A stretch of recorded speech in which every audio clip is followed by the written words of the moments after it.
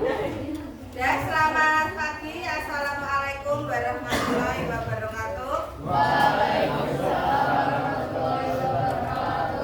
Ya, pagi ini Bu Erna akan memberikan materi dari materi yang sudah didapatkan Bu Erna kemarin ketika Bu Erna pelatihan 4 hari di hotel, ya, di hotel Ibis, Sabtu, Minggu, Senin, Selasa.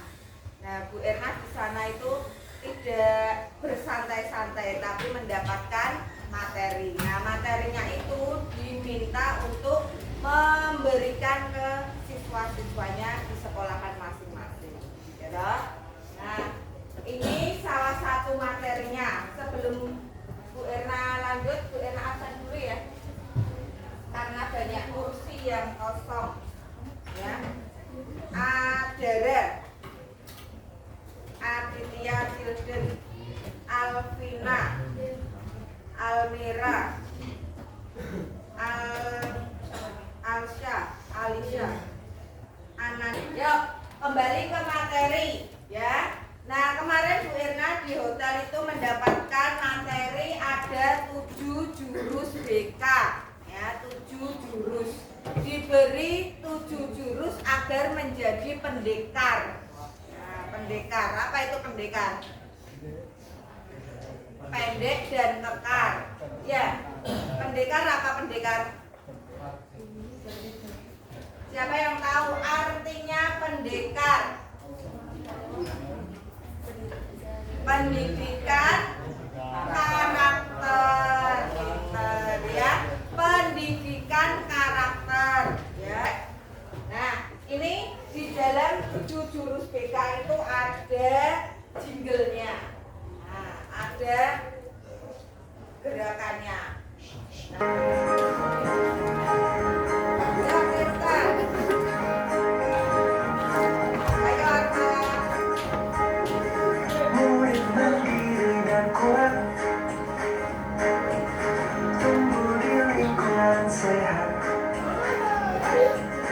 Bersama guru yang hebat, penuh cinta dan bersahabat, mendidik dengan tulus, gunakan 7 jurus, kenali potensi, kelola emosi, tumbuhkan resiliensi,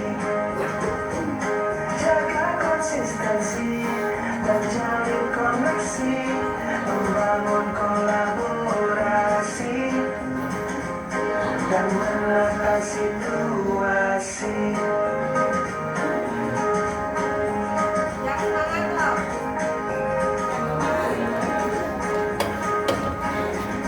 Sekolah aman dan nyaman Yang semangat dan lagi. juga menggembirakan, tempat bertumbuh harapan. Bersama ayo kita wujudkan, mendidik dengan tulus, gunakan 7 jurus, kenali potensi, kelola emosi, tumbuhkan resiliensi, jaga konsistensi dan jalin koneksi, membangun kolaborasi dan menata situasi. 7 jurus BK hebat, bersama murid melangkah tepat. 7 jurus BK hebat, 7 jurus yang akan ku ingat. Itu jinglenya, ya. Jinglenya 7 jurus BK, ya. Nah, jurusnya itu ada berapa? Ada 7. Yang akan metode atau konsep ARKA. ARKA, ya, tahu ARKA? Banyak aktivitas, ya, aktivitas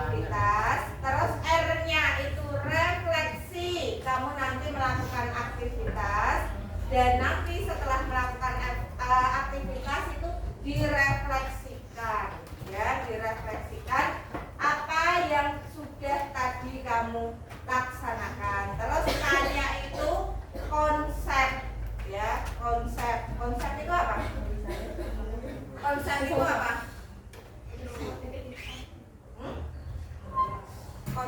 Konsep itu apa? Materinya, ya deh. Teorinya. Terus yang terakhir A, aplikasinya. Ya, aplikasi. Berarti kamu nanti mengaplikasikan apa yang sudah Bu Erna jelaskan. Paham? Paham ya? Sampai sini ada yang ditanyakan? Tidak. Masuk ke aktivitas, ya. Kita masuk ke bagian aktivitas. Bermain buka kepalan tangan, ya, kepalan tangan. Langkah permainan, peserta berpasang-pasangan, ya. Sebaiknya laki-laki dengan laki-laki dan perempuan dengan perempuan, ya. Sudah kan gampang, 1, 2 ini sama ini kurang 1 cowoknya. Cowoknya kurang 1. Lakukan, yuk cari dulu temennya. Lakukan sweet sama temennya. Yuk lakukan sweet dulu. Boleh gunting batu kertas. Lakukan sweet, ya. Sudah tahu yang menang siapa, yang kalah siapa?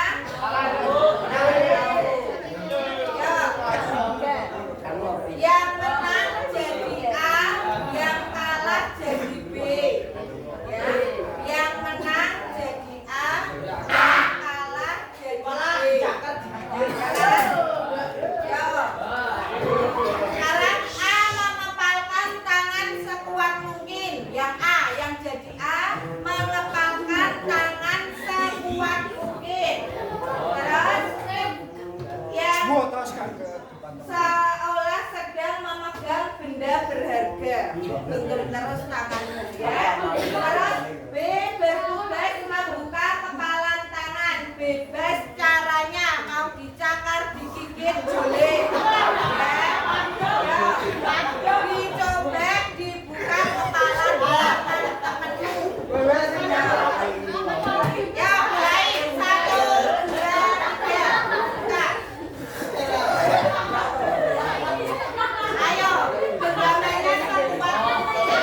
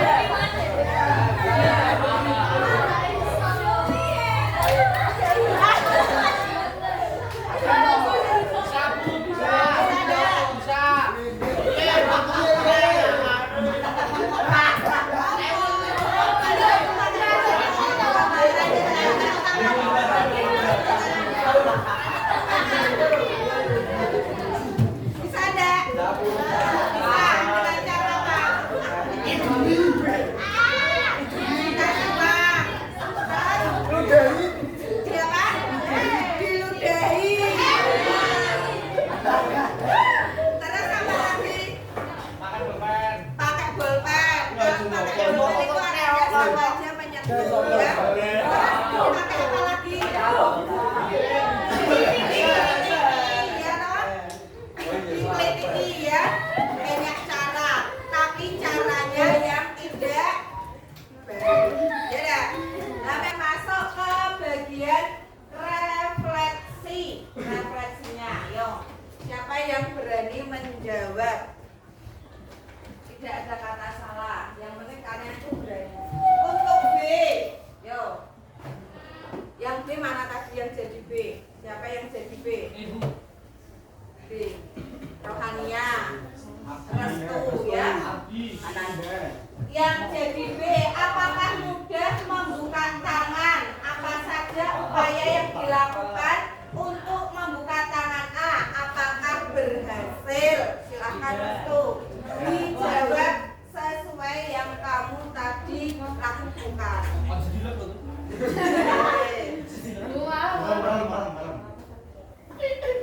Yo.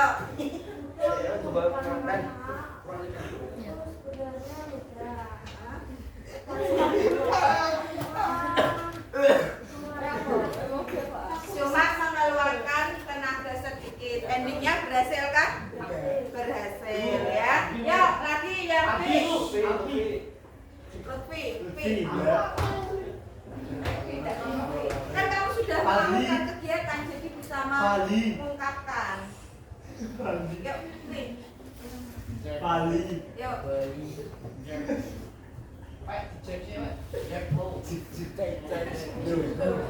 Ayo, Pi. Yuk, Pi.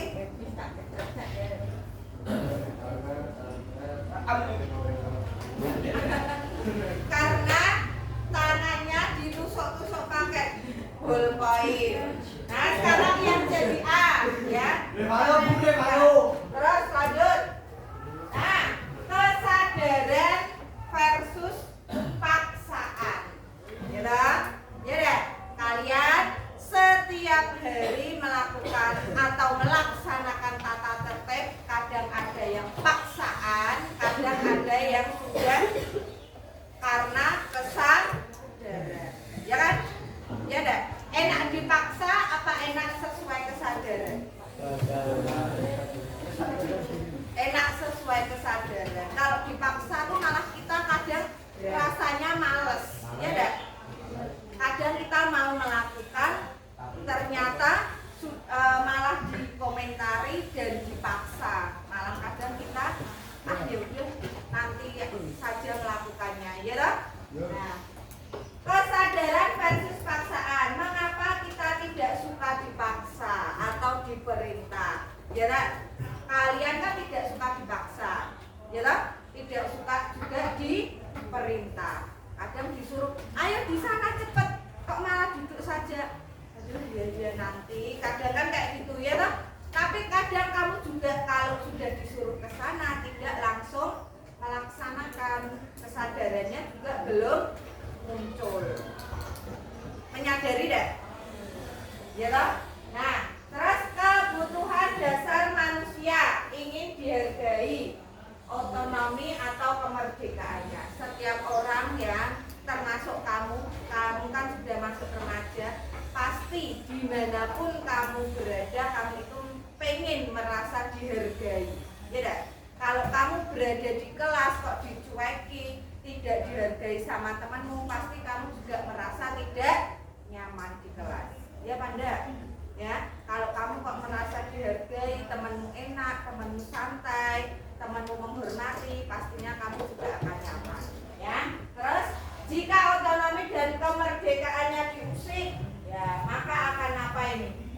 Radar anti persuasi akan aktif, muncul reaksi resistensi, perintah akan diabaikan, larangan jadi rekomendasi. Nah, kadang ada larangan, hati-hati jangan lihat ke kiri, tapi malah kita penasaran ya dah. Sebenarnya yang sebelah kiri ada apa? Kok nggak boleh lihat ke kiri ya dah? Ya kan? Kadang kalau larangan itu malah bikin penasaran. 10 tombol ajaib daya perintah dalam diri. Nah, ini 10 tombol ajaib. Apa saja itu? Kelihatan enggak? Kesenangan Harusnya apa? Joy. Kebanggaan, keingintahuan, minat, tujuan, kebutuhan, manfaat, tantangan, keyakinan, dan makna ya. Kita pelajari nanti pasti ada nanti minggu depan ya, satu persatu. Artinya tidak memungkinkan. Pembiasaan berbasis kesadaran. Nah ini karena sekarang itu di sekolahan tidak boleh menghukum secara fisik ya. Jadi hukumannya itu harus namanya dispo. Tahu dispo? Disiplin positif ya, disiplin positif. Kalau zaman dulu, zamannya Bu Irna, ketika terlambat mengumpulkan tugas, rambutnya dijintik seperti ini. Yang pinggirnya sini nah. Lah kalau yang berjilbab gimana Bu? Dibuka siti sama gurunya. Misal kamu mengumpulkan tugasnya terlambat 3 hari, jintetnya peng 3. Kalau 2 minggu ya peng 14, sakitnya minta ampun. Lah kalau di rumah nanti lapor ke orang tuanya, tambah dimarahi. Lah salahmu sendiri mengumpulkan tugas terlambat. Diberi penjelasan dan senang. Tapi kalau kita hanya menurut di depan orang tuanya, di belakangnya wah sudah malah melakukan pemberontakan, perlawanan, bisa fight atau flight bahkan. Nah flightnya ke medsos, ke gadget, atau ya bahasa Perancisnya minggat. Gitu. Karena Kak Seto pernah bikin statement, disiplin itu nggak berarti nurut sama orang tua ya, tapi kadang kan orang tua punya perasaan otoritas gitu. Betul. Aku yang punya uang di sini, aku yang punya rumah, this is my rules gitu. Iya, karena kalau begitu bisa mendidik anak jadi sekedar robot saja. Banyak anak-anak yang saya temukan sudah mahasiswa masih wah ini begini, mak ini begini, ini jadi nggak punya pendirian sendiri karena selalu jadi penurut gitu. Akhirnya kehilangan kreativitas, kehilangan inisiatif, inovatif dan sebagainya. Jadi zaman now jangan mimpi punya anak penurut, kita justru akan frustrasi. Mimpi punya anak yang mandiri dan bisa bekerja sama. Jadi menanamkan disiplin, menanamkan peraturan-peraturan itu dengan cara kerjasama, dengan cara dialog, diskusi, dua arah lah begitu. Anak juga tanya kenapa begini, kenapa nggak boleh begini, di penjelasan dengan tenang. Tapi kalau kita hanya nurut di depan orang tuanya, di belakangnya wah sudah malah melakukan pemberontakan, perlawanan, bisa fight atau flight bahkan. Nah flightnya ke medsos, ke gadget, atau ya bahasa Perancisnya minggat. Gitu. Karena Kak Seto pernah bikin statement, disiplin itu nggak berarti nurut sama orang tua ya, tapi kadang kan orang tua punya perasaan otoritas gitu. Betul. Aku yang punya uang di sini, aku yang punya rumah, this is my rules gitu. Iya, karena kalau begitu bisa mendidik anak jadi sekedar robot saja. Banyak anak-anak yang saya temukan sudah mahasiswa masih wah ini begini, mak ini begini, ini jadi nggak punya pendirian sendiri karena selalu jadi penurut gitu. Akhirnya kehilangan kreativitas, kehilangan inisiatif, inovatif dan sebagainya. Jadi, Nah itu ya, yuk semangat loh, yuk. Nah tadi anak penurut sama anak mandiri itu sama enggak? Beda ya. Kadang kan orang tua memang ada yang otoritas, ya loh, tahu enggak otoritas? Terlalu mengatur anaknya, ya. Anaknya memang jadi penurut, ya mah, tapi kadang melampiaskannya di sekolahan, ya, mencari perhatian. Padahal ketika diminta untuk mengambil keputusan, si anak ini belum bisa, ya kan? Harus tanya mamahnya dulu, harus tanya ayahnya dulu. Kadang ada anak yang disuruh mengambil keputusan langsung bisa memberi keputusan, oh ya saya tidak, oh ya saya mau, ya toh? Pernah enggak menemukan seperti itu? Pernah enggak? Ya, kamu bisa membaca dirimu sendiri-sendiri ya. Kamu termasuk penurut, mandiri atau belum? Ya, mandiri itu apa-apa sudah bisa mengerjakan sendiri. Ya memang harus perhatian orang tua. Tapi ketika ada kegiatan kamu sudah bisa menyelesaikan. Oh, kalau tempuh seperti ini, sebanyak ini, waktunya sekian, berarti saya harus mengerjakan ini dulu. Nah itu bisa mandiri. Tapi kalau sudah ditumpuk tugas yang banyak, kamu bingung, kamu tanya mama, rumah tugasnya banyak banget, waktunya sedikit, ini harus bagaimana? Nah itu artinya sudah mandiri apa belum? Belum, ya. Itu penurut, memang menurut, tapi belum bisa mandiri. Nah zaman now ya, jangan mimpi punya anak yang penurut. Kita justru akan frustasi. Mimpilah punya anak yang mandiri dan bisa kerjasama, ya. Karena kamu tuh dituntut untuk kerjasama. Karena kamu sebagai makhluk sosial, ya. Makhluk sosial, orang makhluk gaib loh ya. Makhluk sosial, ya. Jadi harus bisa kerjasama. Nah, bagaimana kebiasaan? Nah, kebiasaan ini terbentuk. Nah, kan kamu pasti setiap hari melaksanakan kebiasaanmu. Misal, tidur jam 9 malam. Terus si B tidur jam 12 malam. Itu kan kebiasaan. Ya enggak? Yang satu jam 9, yang satu jam 12. Kebiasaan itu. Nah, enggak usah jauh-jauh tidur, wes. Kebiasaan berucap, kesenggol temennya, yang satu mengucap astagfirullahaladzim, yang satu mengucap nah, ya dah, ya dah. Bu keceplosan, bu kilap. Lah tadi temenku nyenggolnya agak keras kok bu, jadi keceplosannya seperti itu. Itu bukan keceplosan, tapi kebiasaan. Ya, kebiasaan bisa jadi di rumah itu juga seperti itu. Karena ada tetangganya Bu Erna itu, karena dia sering melihat orang tuanya berantem, dan orang tuanya itu ketika berantem ngomongnya kasar-kasar, anaknya jadi di sekolahan itu meniru. Oleh bapak ibuku kalau berantem ngomongnya kayak gini, jadi aku kalau berantem sama temanku ngomongnya juga seperti ini. Anak kan meniru, ya dah? Meniru, apalagi anak TK, SD, ya. Yo semangat ya, ayo tepuk semangat. So, Terus lanjut, semangat toh ya. Dari kesadaran, ya kesadaran harus sadar dulu, ya. Kalau belum punya kesadaran itu kamu tidak akan bisa membentuk namanya apa? Kebiasaan yang konsisten, ya. Kebiasaan yang konsisten susah, membangun kebiasaan yang konsisten itu susah. Jam 7 sampai jam 9 malam belajar, susah enggak? Dit, susah enggak, Dit? Enggak, ya. Enggak bangun tidur langsung. Enggak. Dengerin, ya duduknya yang bagus dulu loh ya. Ya, membangun kebiasaan yang konsisten itu susah apa enggak?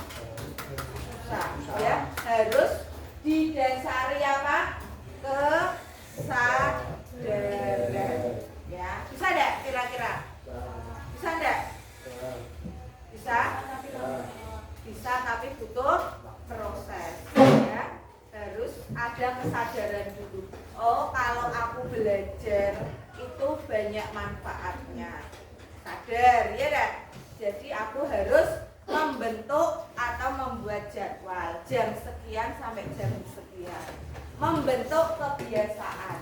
Nah, kebiasaan yang terbentuk dan dilaksanakan secara konsisten. Ya dah? Paham? Lanjut ya. Nah, aku mau lari sehari 10 kilo. Nah, semangat, turun semangat, bilang. Nah, itu konsisten tidak? Tidak. Nah, sekarang dari kesadaran menuju kebiasaan yang konsisten. Nah, aku mau lari sehari 10 kilo. Nah, contohnya seperti itu, ya enggak? Pokoknya sehari harus lari, entah nanti sore, agak siang-siangan. Yang jelas setiap hari harus lari 10 kilo. Nah, semangat di awal.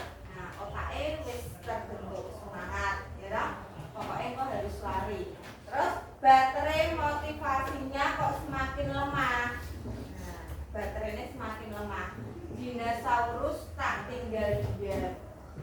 Apa capek dinosaurus?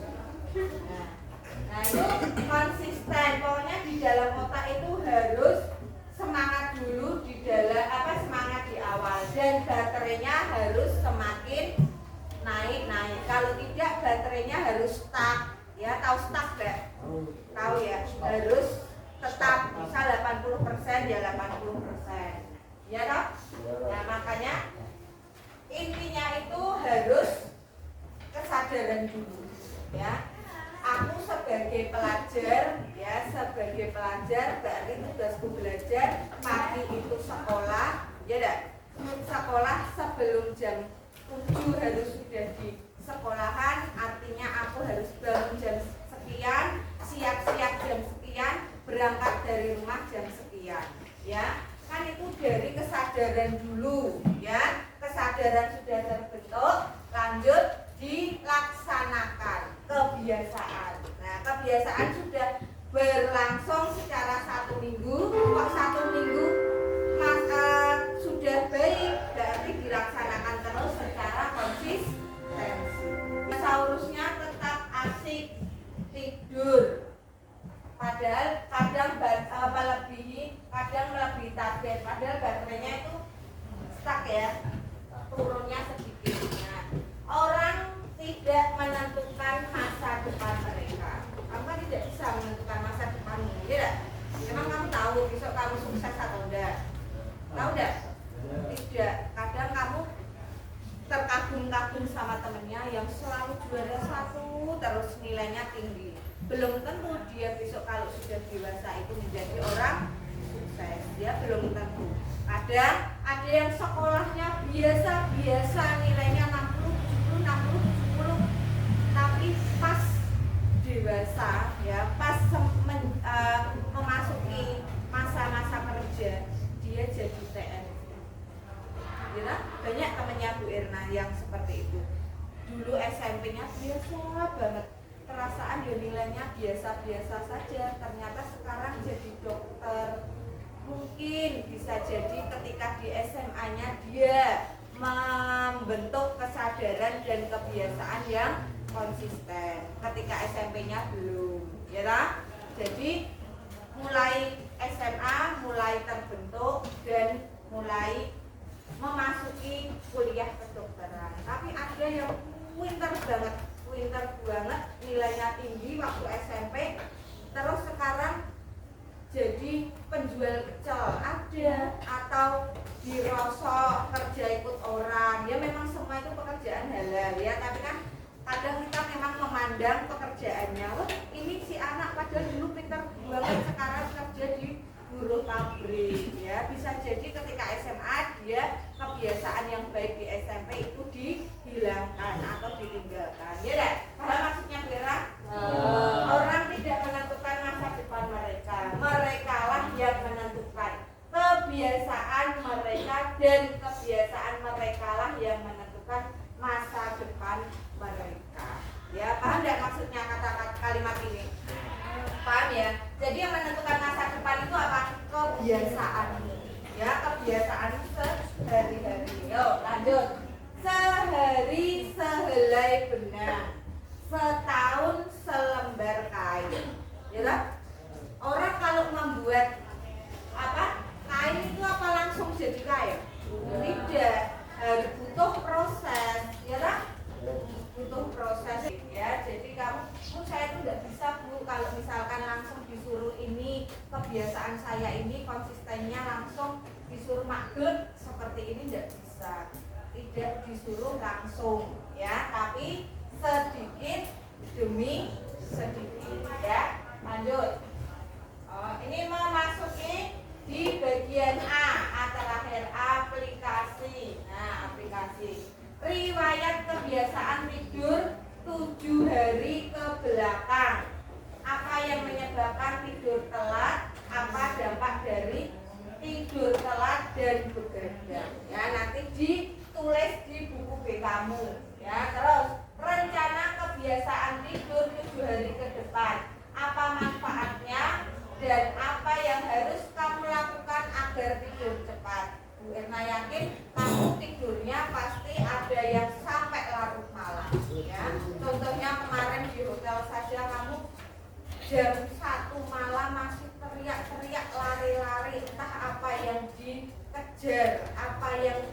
menjadi bahan teriakanmu itu juga tidak padat, ya.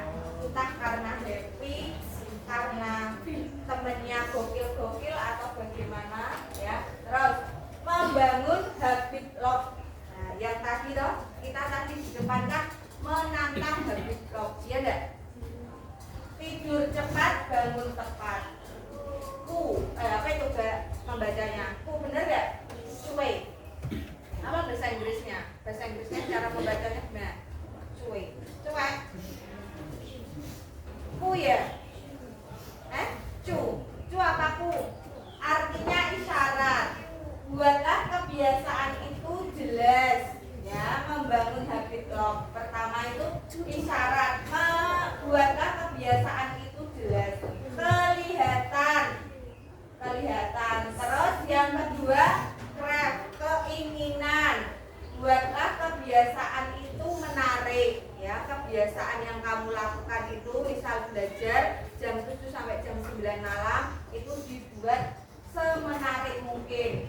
Terus reward atau ganjaran. Buatlah kebiasaan itu memuaskan, ya. Misal kamu nanti kalau misalkan punya kebiasaan belajar jam 7 sampai jam 9 malam, nanti kamu mendapat nilai IPS 100, kamu mendapat sepatu dari orang tuamu, atau kamu akan membeli apa untuk hiasan kamarmu, ya. Itu namanya reward apa enggak? Reward, ya, ganjaran, ya. Terus yang keempat, ya. Yang ketiga, kemudahan. Buatlah kebiasaan itu mudah dilakukan. Jadi kalau kamu membuat kegiatan itu tidak yang harus susah-susah, tapi dilakukan dengan yang mudah, ya. Misal lari pagi itu kan mudah, ya dah. Tapi kalau kamu, saya pengen nilainya 95, jadi saya harus punya kebiasaan untuk lesnya nanti harus di neutron atau di GU. Nah itu kan susah, ya loh? Susah, menentang orang tua juga, mungkin karena ekonominya atau karena apa, ya. Jadi yang mudah-mudah saja, ya dah. Nah, membangun habit lock ada berapa cara? 4, ya. Yang pertama isyarat, keinginan, kemudahan, sama yang terakhir reward atau ganjaran. Nah, terus yang terakhir, selamat. Nah, ini sudah selesai, ya. Nah, nanti yang tadi yang di aplikasi yang kolom tidur cepat itu, yang tidur cepat nanti ditulis di bukumu, ya, ditulis di bukumu. Buatlah dan isilah seperti yang ditampilkan di Irna, ya. Paham enggak sampai sini? Paham. Tadi aktivitasnya apa? Pertama kita lakukan aktivitasnya apa? Permainan kepal tangan. Terus refleksinya tadi diminta untuk menjawab apa? Pertanyaan mudah atau tidak? Apa nak? Ayo, rapopo. Mudah yang mana, menyentuh atau tidak menyentuh, ya kan? Terus konsepnya tadi materinya, dan yang terakhir ini aplikasinya yang kamu tuliskan di meja Bu Irna. Ada yang ingin ditanyakan dulu? Ada enggak? Tidak ada, ya. Cukup sekian materi dari Bu Irna. Kita sudah belajar jurus ke-4. Ada 7 jurus, masih 1 jurus, berarti kurang 6 jurus, ya. Cukup sekian, selamat pagi. Assalamualaikum warahmatullahi wabarakatuh. Waalaikumsalam.